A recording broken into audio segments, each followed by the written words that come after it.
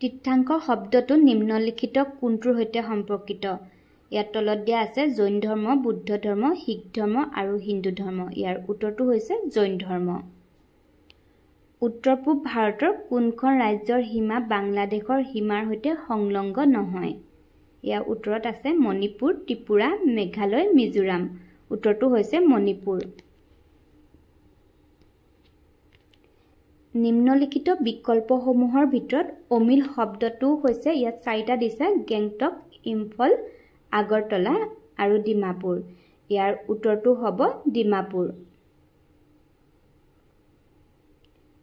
কালাং দুৰ্গটো উত্তৰ পূব ভাৰতৰ কোন ঠাইত অৱস্থিত? ইয়াতো 4টা দি দিছে, আগৰতলা, গেংটক, ইটানগৰ আৰু ইম্ফল। ইম্ফলটো ইয়াৰ উত্তৰ। ভাৰতৰ নিৰ্বাচন আয়োগৰ মতে ৰাষ্ট্ৰীয় দল ৰূপে স্বীকৃতি পাবৰ বাবে কোনো এক ৰাজনৈতিক দল কমেও কিমানখন ৰাজ্যত স্বীকৃত ৰাজনৈতিক দল হিচাপে গণ্য হ'ব লাগিব? ইয়াৰ উত্তৰটো হৈছে 4খন।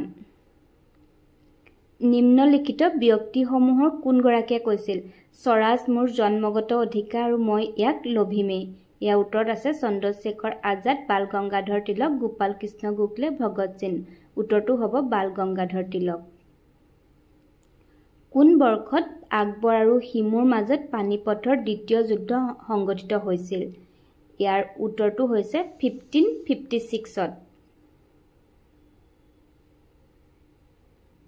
আন্তঃৰাষ্ট্ৰীয় ন্যায়ালয়ৰ মুখ্য কাৰ্যালয়টো কোন ঠাইত অৱস্থিত?